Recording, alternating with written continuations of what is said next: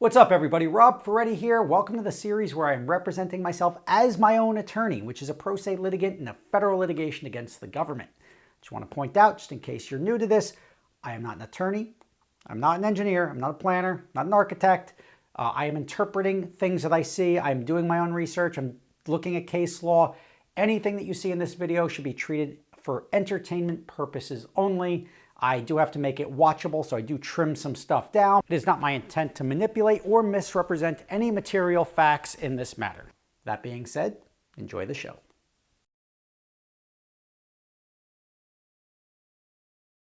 All right, now that you've seen what exists, then how they've treated me for the same relief, let's take a look at what they've given themselves, starting with the most vocal first, Peter Lane.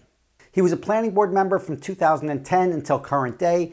However, he got approved in 2004 to build his house on the corner of Paris and Piermont. What they did, because his house was on an undersized lot, they made the lot larger by using to the center line of two county roads. This allowed him to get away from getting 4 different variances that he would have otherwise needed. Now, if you start looking, even his claim to the center line of the road based off of his deed clearly says to the sideline of the road. But his engineer testified that it was to the center line of both of the roads. The planning board did not verify that. They did not confirm that to make sure that that was an accurate representation. So they were allowing him to use both Paris and Piermont to the center lines of the road to make his lot bigger, which is absurd to me. My lot, everybody else's lot, when you do the survey, I don't even have the first 15 or 20 feet of my grass doesn't even count in my lot calculation. So you don't count the right of way as part of your lot size, but they let him do that. And then that begged the question, even from the planning board engineer, well, you then have to count the road surface as structure coverage, right? It makes perfect sense, because if you're going to use that to increase your lot area, well, what's the surface made of? It's impervious surface. You have to calculate that. And it was the professional opinion of the planning board's engineer, whose job it is to interpret the ordinances, that the road surface should have counted as lot coverage. Mr. Sapatarius inquired as to whether or not the paved areas of those rights of way should be included in the lot coverage calculations. Mr. Sapatarius was of the opinion that it should be. Upon inquiry from counsel for the planning board, Mr. Sapatarius rendered an opinion that if the existing paved portion of the rights of way of Paris Avenue and Piermont Road were included in lot coverage calculations, it could be as much as 14% of the lot coverage. These calculations would be prior to any construction of a dwelling on the property. However, the planning board decided to deliberate. The applicants requested if the planning board would consider taking a straw vote. They thought that the house was appropriate for the lot and that they would not want to consider having the paved areas of those 2 rights of way included for the lot coverage calculations. Most members were of the opinion that with the residential structure proposed by the applicants, that this would not be an overdeveloped lot and that they did not want to include the paved portions of the rights of way in the impervious coverage calculations. So they voted to make it so that he didn't have to count the structure coverage of the road surfaces, but he got to use both roadways to make his lot bigger to avoid getting variance relief. Those are not proper actions of a planning board. You can't read the ordinance and say, well, we'll just decide that that ordinance doesn't count on this application. You can grant a variance. That's what you can do. We can't say we're going to change the definition of structure because we feel that this is otherwise appropriate. You can just add the structure on and then give him 20% coverage for his property and say, well, that was road surface, so we saw it differently. That's why we granted that variance. It was a unique situation where we're going to be able to articulate why we gave that much coverage in this situation. You can't just say we're just not going to count it. Now, we can look back and know that that was the incorrect thing because obviously the deed didn't even call to the center line of the road. But that's not even the biggest problem with Peter Lane's property. There's 15 ways from Sunday that he should have had variances on this property. And that was confirmed when the property next door, so Peter Lane's property was a subdivision of one larger lot, which in 1988 was divided into 2 properties. The property that was also subdivided from his tried to do the same thing the very next year, and they got shut down by the county. So then they came back before the planning board and they're like, well, our lot's now undersized because we can't use to the center line of the road. And then Ken Dalecki even sent a letter like, we weren't supposed to use to the center line of the road. It was never deeded to the center line of the road. We subdivided it thinking we were making 2 lots, but clearly there wasn't enough lot area for them to make 2 2-acre lots. Chairwoman Pontone said, if we had that information at the time, the Lanes would have been required to apply for a variance for an undersized lot. So right there, they're acknowledging within a year of granting this guy the approval without getting any variances that they screwed up and they had to redo and correct that Peter Lane application. They never did. But that's not even the biggest problem here, because Peter Lane got approved on that property without counting any of the excess driveway as coverage, with using the center lines of the road, without counting any of the impervious surface of the roads. And they put certain conditions on his property. 2 of the conditions of approval that may stand out to at least me are, 1, that he had to pave the end of his driveway. He has a gravel driveway, and the reason they make you pave the end of your driveway is so that when you drive into the street, you don't drag rocks all over the place. This is 2004, still to this day, not done. Then he was putting up a fence, and they wanted him to screen that fence in perpetuity. So deeded with the property, they want this guy to go out and put 56 trees every 6 feet on a berm going around the entire 3 sides of the property to hide this fence. And if they die, he's got to replace them.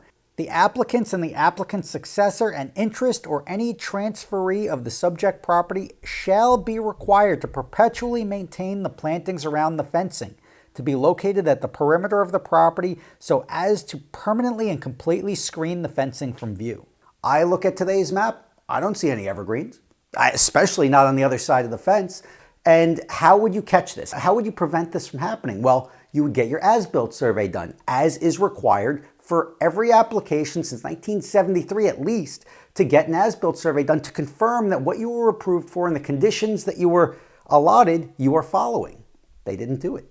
So if you need me to summarize this one, you have the chairman of the planning board for 12 or 15 years who was knowingly non-compliant with his resolution and the ordinances of the borough for over 20 years. You have the planning board attorney who was aware that they issued this guy approvals where variances were required, but they didn't take any corrective action to fix that. And this is now going on 20 years of both of them being aware of it, knowledgeable of it, and ignoring it. And it's really hard to have those people then determining the outcome of other applications. If a zoning board or planning board member is personally in violation of the borough zoning ordinances or conditions of their own approval, they are conflicted under New Jersey's conflict of interest doctrine. Their participation in other applications, especially those involving similar ordinance provisions, enforcement issues, or comparable relief, creates both an actual and perceived conflict of interest that requires recusal. And it potentially calls into question the fairness of all the cases that they presided over. Under the municipal land use law and long-standing case law, planning and zoning board members act in a quasi-judicial capacity and must avoid even the appearance of bias or self-interest. If a planning board member built or maintained structures that violate lot coverage, setback, or use restrictions, or failed to satisfy the conditions of their own variance approval, then that member's personal exposure to enforcement gives them a direct interest in how ordinances are interpreted or applied. It really paints a very corrupt picture, which is essentially what I'm proving here, that these 2 guys have been against me since we started, and they're making my life miserable and making it so that I'm not entitled to the same relief as everybody else because they just don't want to give it to me, and they're sitting on the throne. Next, let's jump over to the mayor, Mayor Schaefer's property. The mayor got his first approval in 2001, and that was for him to build his garage and put this nice large garage up in the backyard, correctly citing the lot size as 17,814 square feet and noting the right-of-way on the site plan. He was approved for 12.16% coverage, which I'll note didn't calculate any of the driveway in excess of 15 feet, but let's ignore that for now because he didn't calculate it on the revised application either in 2007. But that equates to an approval of 2,166 square feet of total lot coverage. So when the mayor came in 2007, and he was not the mayor at the time of his application, but he was a sitting planning board member, he submitted his application with him as the professional for everything. So he submitted as self-representing with no professionals. Now this is for a variance application for numerous variances. Between 2001 and 2007, we switched engineering firms. We now have Neglia Engineering, who was also the engineering firm that was on my application. They did not let him produce his own plot plan. Their review of the application said you have to have a licensed surveyor issue your plot plan. That's what he ultimately did. The mayor then came back with a plot plan showing that he had overbuilt his previous approval. If you look at what 12.16% of 17,900 square feet is, this comes out to be about 2,170 square feet, give or take. And he built 2,300 square feet. So he has overbuilt his previous approval. So that becomes a problem, and the review letter stated now you're going to have to testify as to what the discrepancy is between what you were approved for and what you ultimately constructed on the property. This is the reason there are as-built surveys, so you can confirm what was completed under a previous approval and you have a nice clean starting point to move forward from. So instead of coming in to testify as to why he overbuilt his previous approval and then is seeking further coverage, that's a harder variance application to justify. The planning board attorney suggested, why don't you use the right-of-way to make your lot bigger? However, it is noted that the engineer sets forth that the lot area does not include the deeded area in the right-of-way. The applicant's property, as apparently deeded, contains an additional 2,062.5 square feet in the right-of-way of Rockley Road. If this property is owned by the applicant, it should be included in the existing as well as the proposed lot coverage. This in turn impacts the lot depth, the main residence lot coverage, the total lot coverage of all structures, and the front yard setback. All of these impacts are favorable to the applicant in that the applicant will be requesting lesser variances, which was not the determination of the planning board engineer. It was not the determination of the land surveyor who made his plot plan, who noted the right-of-way, but correctly did not use it to calculate the lot size.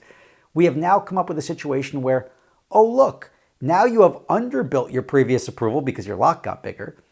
And now we can grant you more coverage because you underbuilt and you're looking to further exacerbate the coverage request, but to a lesser scale because now the lot is bigger. And again, this is using the roadway without measuring the structure of the roadway, of the road surface, the impervious structure, which it is. Like water doesn't go through road, it doesn't count.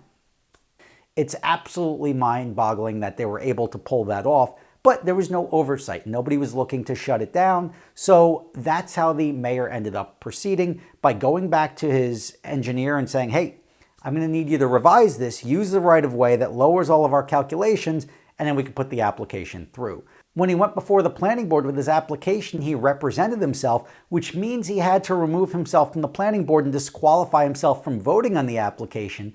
But there's a reason that you hire an attorney to represent you in a situation like this, because it's really difficult to be a sitting member of the board and act like you're not getting preferential treatment, or that your buddies are not just putting your application through, which it certainly looks like happened in this case. He overbuilt his previous approval. They made it look like he underbuilt the previous approval, and then they approved him for more coverage. There was nothing in the meeting minutes or the resolution that justifies why. They said he's provided the hardship necessary, but the hardship would be for side yard setbacks or any setbacks. The hardship is the specific shape of the lot or something on the lot.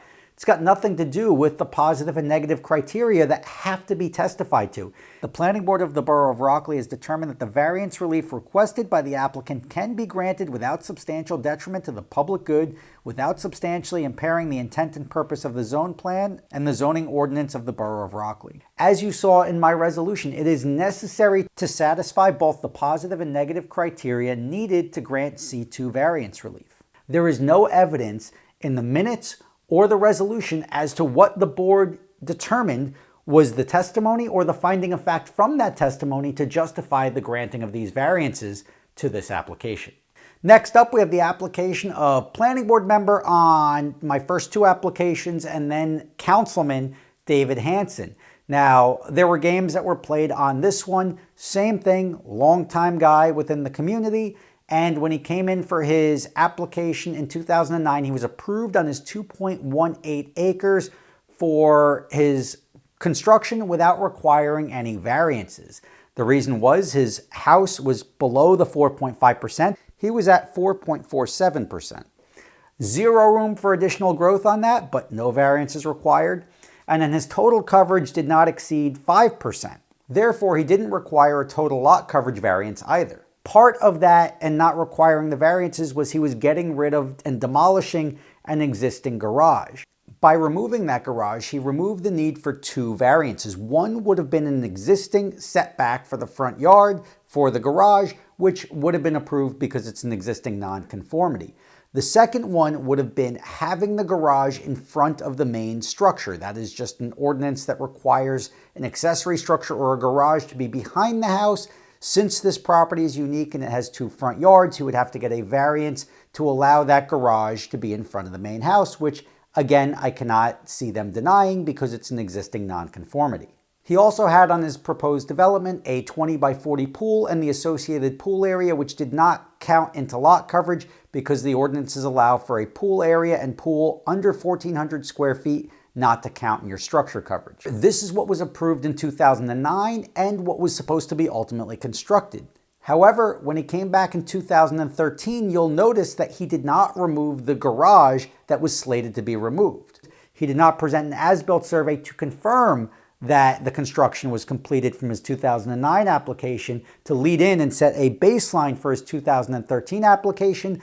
But this is a unique scenario where just the fact that he didn't remove that garage put him up to 4.99% total lot coverage. So there was no room left. If everything else was built according to plan, there was no room left to add another square foot of coverage on this property without requiring at the very least a total lot coverage variance. So the workaround for this was to not list the size of the pool or the patio or any of the accessory structures on the current site plan. Regardless, he came in and said, hey guys, I'd like to come in and I'd like to cover the patio in my backyard by my pool and I'd like to erect a barn. But I'd also like to do so without getting variance relief. And this is on the record. This is during public meetings. He said, I would like to come in and not get variances, but I would like to do this. So what he proposed was to build a covered porch in the back of his property, and he was proposing to do a barn as well. Now, this is also a classic example of people being treated differently because the professionals did not deem him incomplete by him not completing the historic approval application properly. Half of it was blank. It was listed as such in the engineer's review letter. They didn't require him to complete the application, where I and everybody else should be required to complete the applications in full in order to be deemed complete and have the matter heard before the planning board. In this situation, they not only let that go, they put that incomplete application as an exhibit in their evidence. Regardless of all those deficiencies, the planning board still deemed him complete on the application in June. And that is also inclusive of the fact that he did not get his barn signed off on yet by the Historic Preservation Commission. So the response to that was, I want you to vote just on the covered patio, ignore that the fact that the application has the barn as well, and the site plan shows the barn. Don't look at that and just vote on the covered patio and ignore all the rest of it, which, by the way, remember, a covered patio attached to the house makes the main structure larger because it's attached to the house and it counts as lot coverage, and it makes the total structure's coverage larger. That's two variances that he should be getting in relation to this covered patio just by itself, which they didn't make him get because of this testimony. Historic review and approval of both variances for construction of proposed overhang on the existing patio. Correct. Yes, sir. I just would like a yay or nay. What do you want me to say? We've heard enough testimony tonight.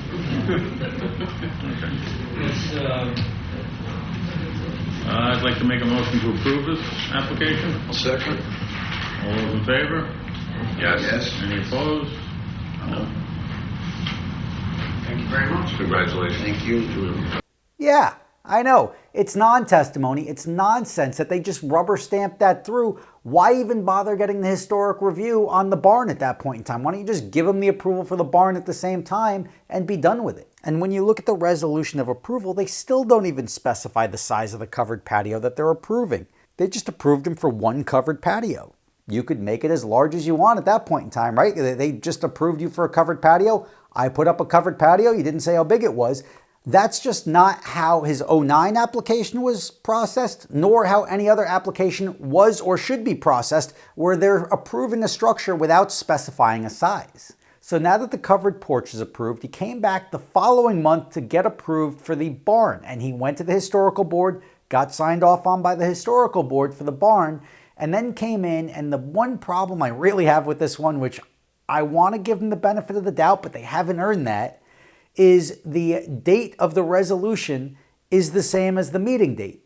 So it's one of two things. It's they either pre-drafted the resolution of approval, or they just put the date wrong and nobody bothers checking. And that's a weird thing. Like, it's very difficult. They look for typos.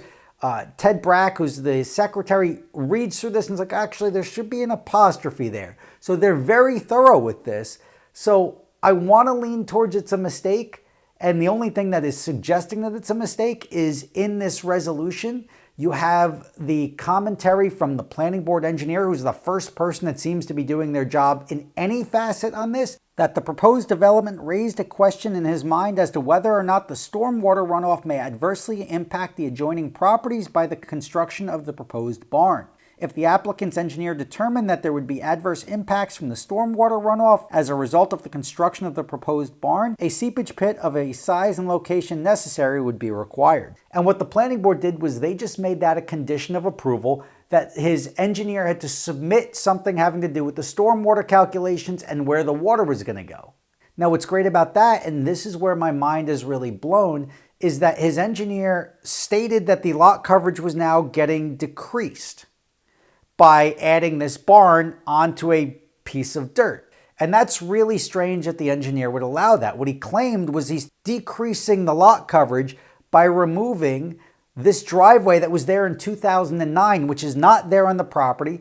It was not there on the current site plan. It was testified during the application that there is no driveway going to the barn, nor will there ever be a driveway going to the barn.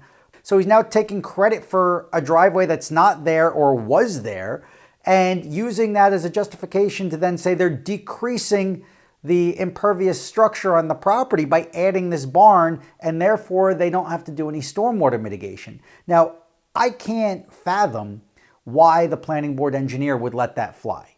And the planning board engineer is actually a very sharp guy and a very good engineer. And all of the stuff that I'm looking at on this application was not, in my opinion, done by his choice. So I'm going to have to get to the bottom of where this all came from, but none of the engineering on this application was kosher in any way, shape, or form. And then, of course, as with all these other applications, there was no as-built survey done after the completion of construction before he got his certificate of occupancy to confirm what he was approved for was actually constructed to the scale it was approved for. And that's how you ended up with what's on the property now. The barn that he proposed to the Historical Review Board and the Planning Board looks completely different than what he ultimately built. And I'll be honest, I like the way it looks, but ultimately that's not what he put into the Planning Board for approval. Also, he justified asking for the barn by saying he was going to have a garden outside and he needed that barn to store 2 tractors. I don't know if there's any tractors on the property, but there's certainly not a garden on the property. You'll also realize that the condition of his resolution that he was not allowed to put a driveway going to the barn. They did not want that. He puts in this driveway, which is thousands of square feet, which, because it's not the driveway that's going to his house, counts as structure coverage. So now here are the variances that he's avoided. The pool setback, the garage setback, the garage being in front of the house, the total lot coverage, and then the main structure coverage. All of those variances were not asked for or received or granted as they should have been on this application. And how do we even know how much coverage is even on the property? The only way we'd know is from the as-built survey, which, as with the other planning board members and council members that I've seen so far, he didn't produce either.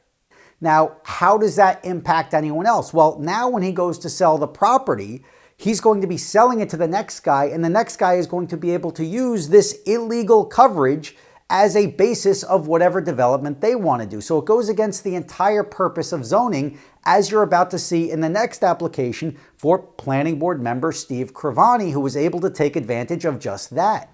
Steve Cravani's property is over 4.5 acres in size. That is a very large property, more than double what the ordinance calls for, and a very unlikely parcel to be able to justify variance relief. The only possible variance relief you could say is maybe a setback variance due to a C1 hardship because the property has a lot of wetlands or some sort of weird topography on it that would justify that, which this property does not have. So any variance relief on this 4.5 acre parcel is sort of mind-blowing to me to begin with. That being the case, he was seeking to build 9.01% coverage on his property. Now, the only way you can justify that sort of coverage would be to say, well, there's already more than that on the property.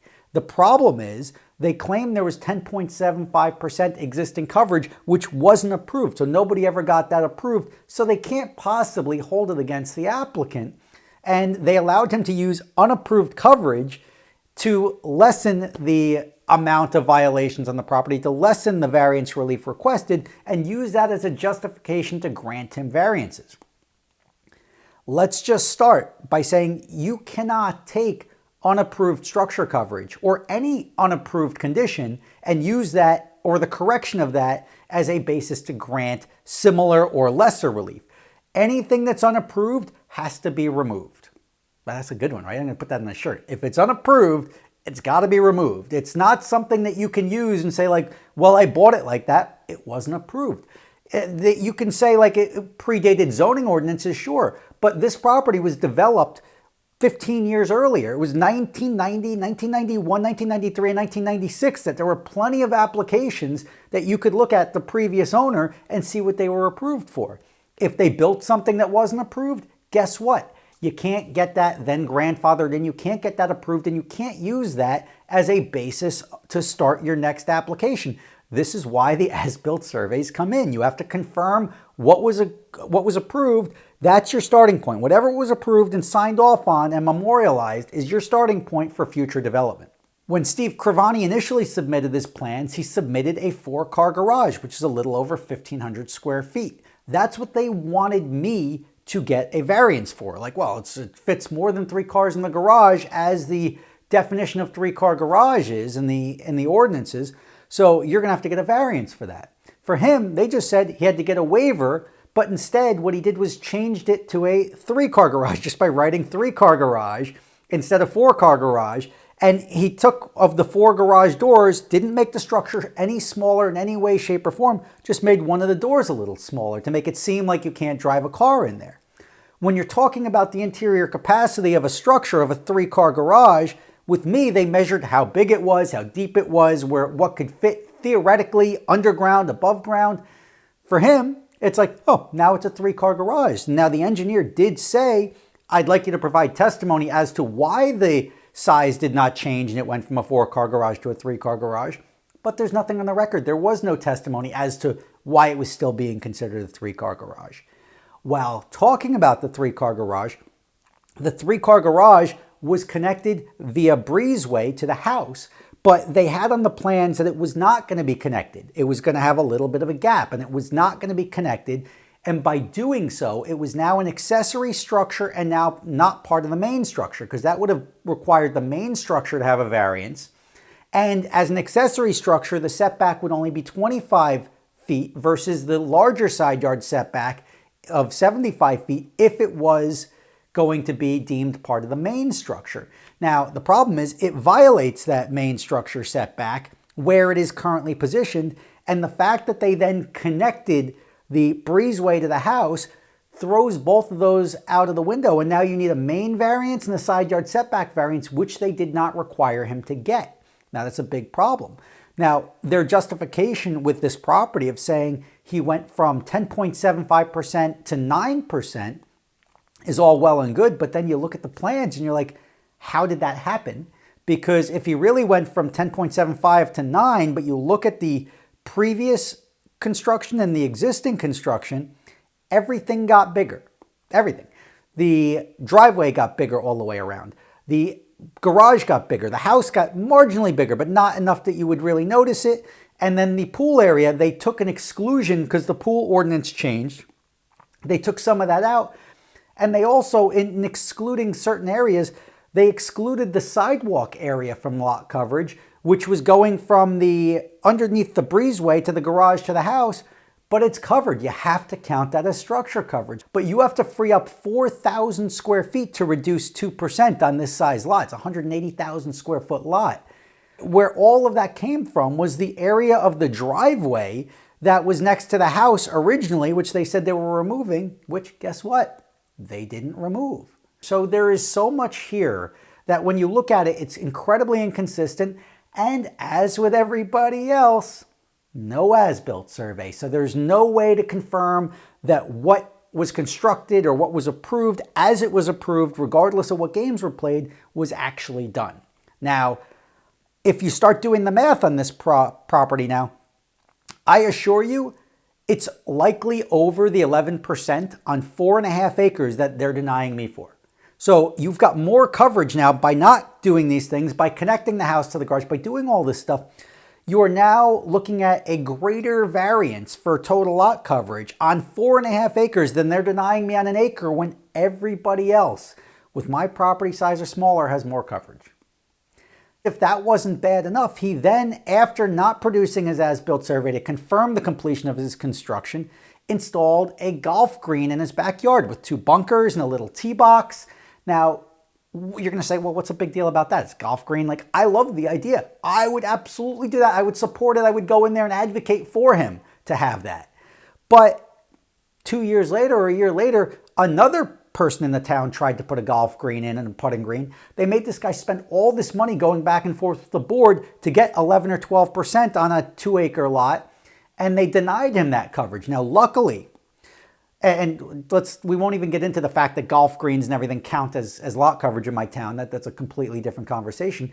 But Steve Cravani, as a member of the planning board, did vote to approve that. He voted against the green where other people voted to vote that down. He did vote to approve that golf green, which is good because he also has one on his property, despite the fact that he did not get that approved, and he would require a variance to have that approved regardless because he's already over on his structure coverage, which he did not apply for a variance. He just did the construction without seeking the variance. Next up, we have former planning board member Dimitrios Venetsanos. Now, he was on all 3 of my applications, but his term expired and they did not renew him in 2025, so he did not get to vote on my last application, on my 3rd application. He came before the planning board in 2013 to enlarge an existing house and install a pool. Now, what's interesting about this is he too is on the corner of 2 roads. He's on the corner of Willow Avenue and Rockley Road. What's interesting is he did not utilize to the center line of either road, not even the sideline. He correctly calculated his lot as excluding the right-of-way. Right? Like, mind blown. And what resulted from that was he had to get a variance now for having a undersized lot. But he was approved for just under 4.49% for his main structure and just under 4.99% for his total lot coverage. He was approved for a barn on the property, and this was constructing a larger house, removing some structures next to the house, which corrected some setbacks and also reduced his lot coverage to keep it just under that 5%. Now, in doing so, it looked like he was reducing the existing lot coverage on the property and making it less, which didn't require him then to do any stormwater mitigation, even though he's increasing the size of the house and then ultimately putting up a pool. He was able to avoid stormwater mitigation from that. He also was constructing and approved for a barn in the back, which ultimately he never built.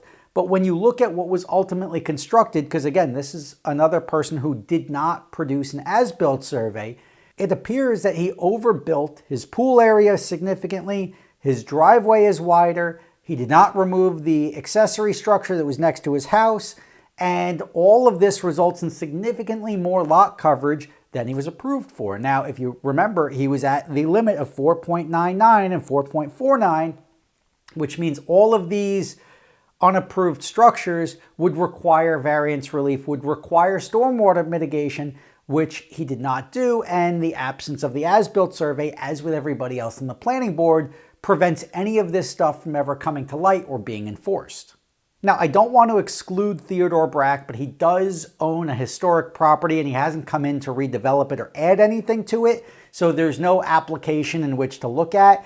But the only thing I could say is that it appears that he does sign incorrect documents to the planning board, as you could see with the David Hansen resolution, which was produced and dated the same day. Now, was that a mistake? Was that intentional? I don't know. What's the benefit of doing so? Well, the 45-day clock to dispute an application starts when that resolution is issued.